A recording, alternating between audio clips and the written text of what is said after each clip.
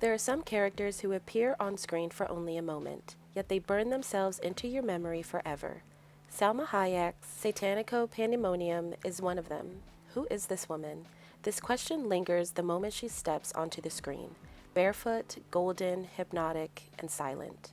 Her presence is magnetic, her beauty almost unreal, but beneath the gaze lies something ancient. Her lore and her mystery have always fascinated me.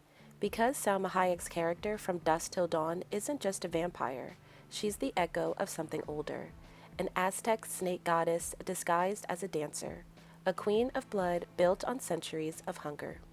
We first met her in the 1996 film From Dusk Till Dawn, where she rules the night as Santanico Pandemonium. Later, in the prequel, The Hangman's Daughter, released in 1999, we see her beginnings, a fragile girl caught in the machinery of death and fate. But she wasn't always a queen. Before she ruled, she was a girl named Esmeralda. And her story is a tale of sadness, fate, and abandonment, one that turns innocence into something terrifying. Hello world, and welcome to Cinema Nostalgica, where we break down nostalgic hidden gems. With spooky season upon us, I thought it would be a perfect time to unravel a few gems from the horror genre. So make sure you subscribe to the channel so you don't miss the eerie, haunting deep dives coming all through October. Esmeralda was born in 1894, the daughter of the hangman Mauricio. Her childhood was marked by death and fear, her worldview shaped by her father's control and repression. She was told by her father that her mother died during childbirth, and her father carried that grief like a curse, turning it into cruelty. He beat her to ensure obedience, a brutal attempt to keep her from ever defying him. He tried to kill her more than once, but she kept coming back, like something unkillable. She grew up sheltered, timid, and unsure of the world beyond her father's authority. For years, she never saw what he did for a living, but that all changed one fateful day when she witnessed him at work, and that moment began her slow descent into darkness. At the age of 19, Esmeralda stepped out into the shadows of her home and into the town square. The streets were bustling, and an older woman is seen begging for money. She stops and stares at Esmeralda, whispering ominously, "I know who you are." It feels like a hallucination, or maybe her destiny is marked in this moment. In the square, her father is conducting a public execution, torturing a man named Johnny Madrid with a whip. Esmeralda watches intensely, mesmerized by the bloodiness of the weapon. Esmeralda's emotions are conflicted. There's horror, but there's also fascination. It seems as though she is mesmerized by the gory blood and heinous acts of violence she is witnessing. Her father notices her intoxicated gaze and orders her to go home, but she refuses, saying that she wants to watch the execution. Because of her defiance, her father orders his men to seize her, and she is brought up to the gallows for a public punishment. Her father whips her publicly alongside Johnny. This is when we see her scars that are on her back. She's been whipped before. Her scars tell a haunting story of her past and what her father did to make sure she stayed in line and under his authority. This punishment seals Esmeralda and Johnny's bond, her love and pain forever entwined with Johnny and her father. We see Johnny climactically escaping the gallows of being hung, and he takes Esmeralda with him, thinking she's only a bargaining chip to keep her father from shooting at them as they escape. But he is wrong. Mauricio's hatred runs deeper than fear. He wants his daughter dead. Esmeralda is seen as a girl who is timid, vulnerable, and full of grace, like a sheltered princess locked away in a tower. She thanks Johnny for saving her and is desperate to stay by Johnny's side. However, Johnny is not so convinced. He is a criminal on the run and not distracted by Esmeralda's beauty and innocent allure. She offers herself to him, saying she wants to go with him, telling him he can hit her if it means she can remain near him. It is the clearest sign yet that violence is the only form of affection she understands. She's smitten by him, always leaning in for a kiss or for a sensual touch. It feels like when she is wanting to cross the line, he steps back, but her lust is awakening inside of her. Johnny dismisses her, not just emotionally, but physically. He tells her she needs to leave, to find somewhere to go. He finally suggests she could work as a prostitute in another town. She protests and says, "I'm not that kind of girl," a plea from someone who is still clinging to purity. Johnny says, Every girl eventually has to do that work, a subtle foreshadow at the inevitable fate of Esmeralda. As they travel, she shows flashes of compassion, warning Johnny not to torture others when he attempts to kill a young girl who wanted to be his apprentice. When Esmeralda sees this behavior, she runs away in disgust, and when he finds her, she still falls into his arms. She kisses him, making the first move, and her mask of purity is slipping. Yet it is clear she is just starving for love.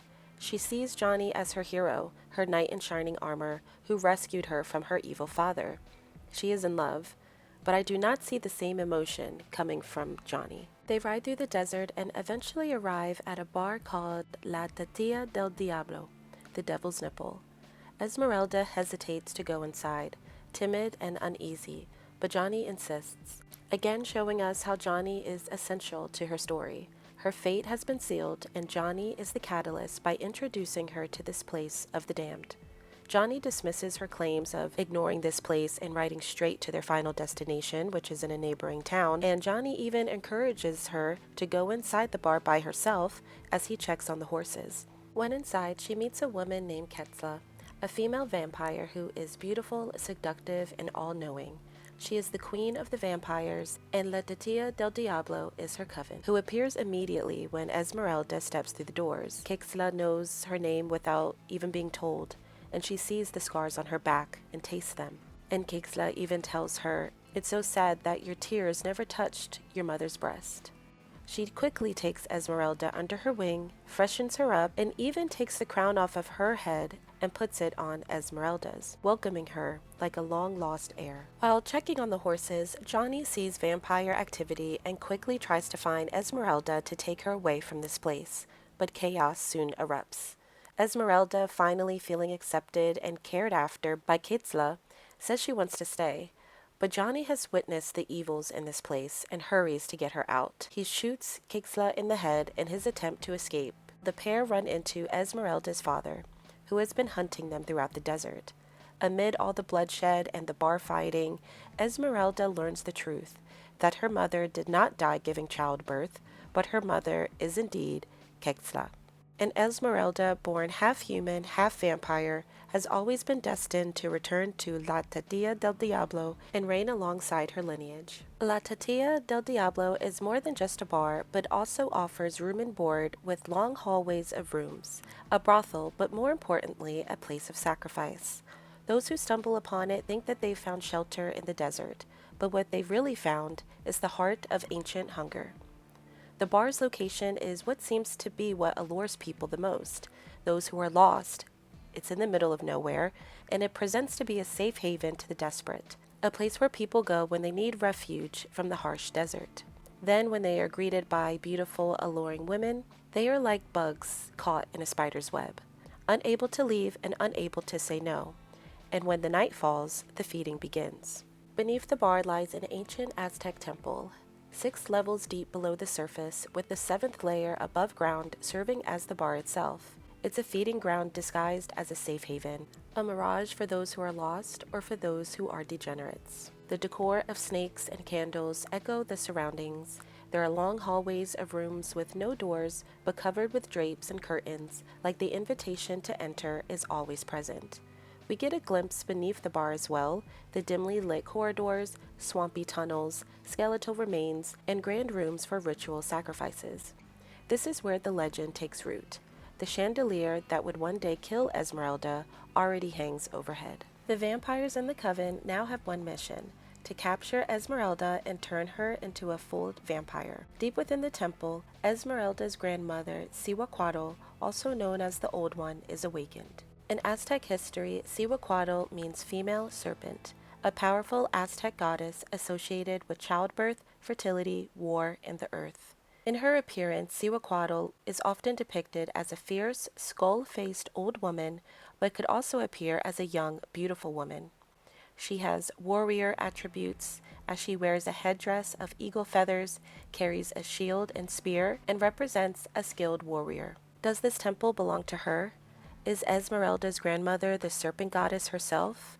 where ancient Aztecs worshipped and made sacrifices for her. The vampires call her the Old One, so it is clear that she is centuries years old and of divine lineage.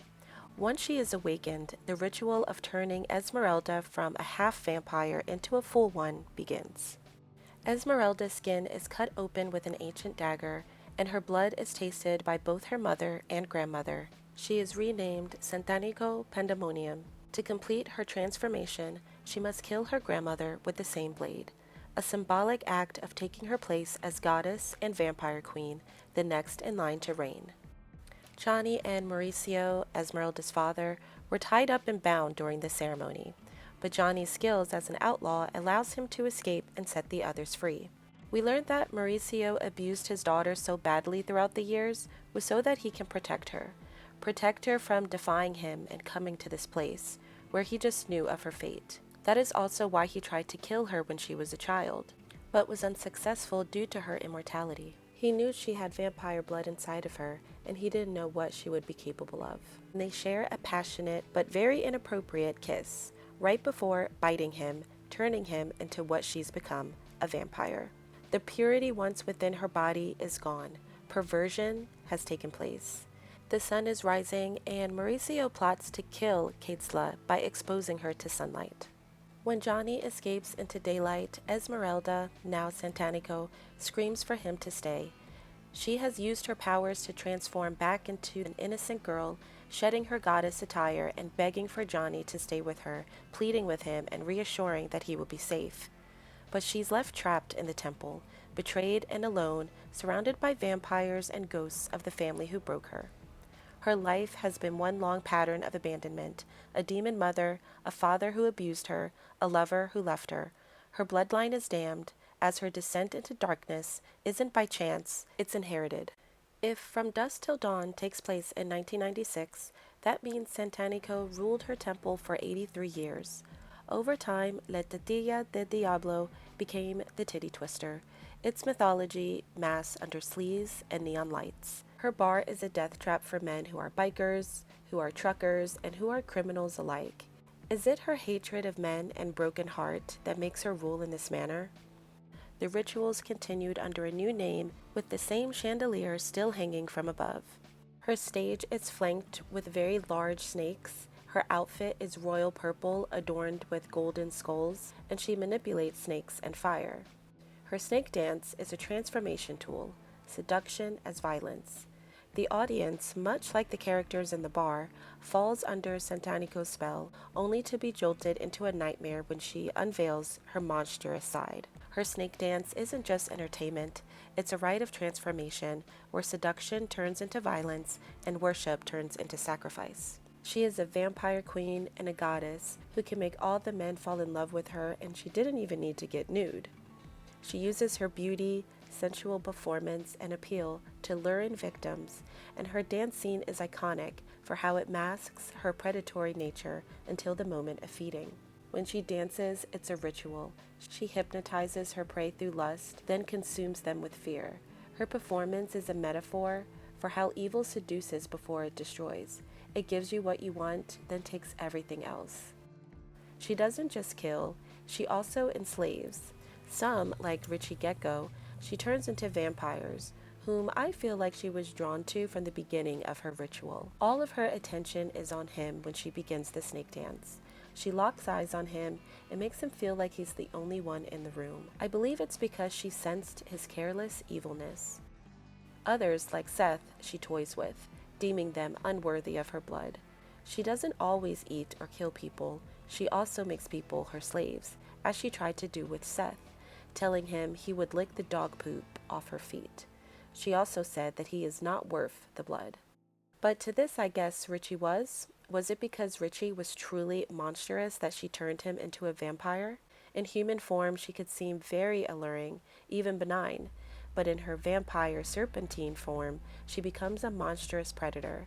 This dual nature enhances her threats. Within her true nature, she is part vampire woman, part serpent demon goddess. The snake imagery, transformation, and spectacle calls back to her grandmother, connecting her to the lineage of Cihuacuatl. Like her mother and grandmother, she hypnotizes men with her aura, But women see through it, as she couldn't seduce Mary Newley or Kate Fuller. She has fast healing abilities, and her transformations are seamless. Her control over other vampires shows her dominance, shape-shifting from seductive human to reptilian predator in the blink of an eye. She has superhuman strength and immortality, unable to age or decay. But underneath the mythology lies a woman who was never allowed to belong, only worshipped, never loved. And perhaps that's the root of her evil, not hunger, not vanity, but loneliness.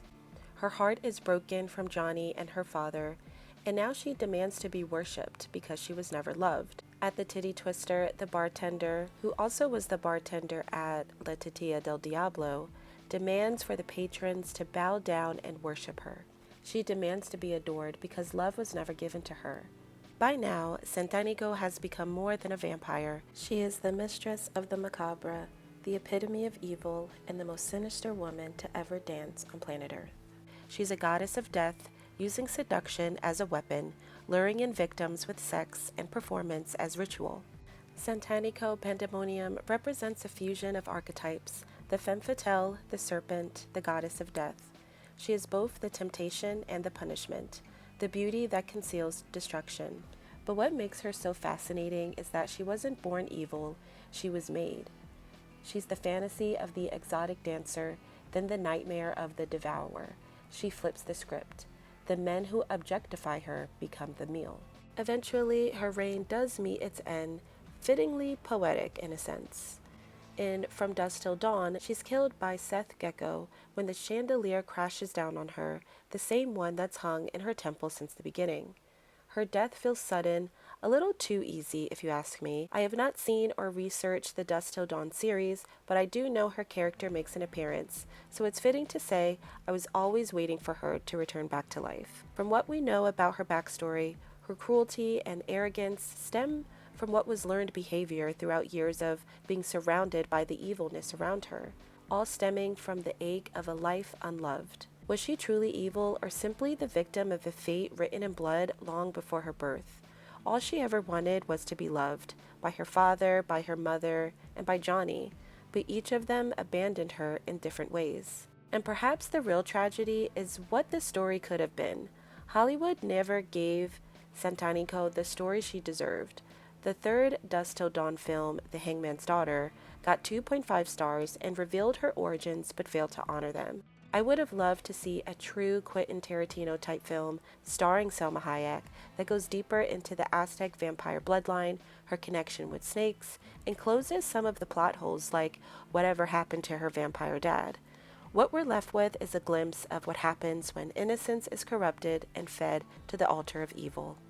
Her story is a tragedy disguised as horror, sealed by fate, sustained by loneliness. Santanico Pandemonium exists in our imagination as more than just a monster. She's the embodiment of the forbidden, a warning of how easily desire can lead us into the jaws of destruction. So thank you all so much for watching, especially if you made it to the end of this video. Please make sure to give it a thumbs up and subscribe to the channel, and I will see you in the next one.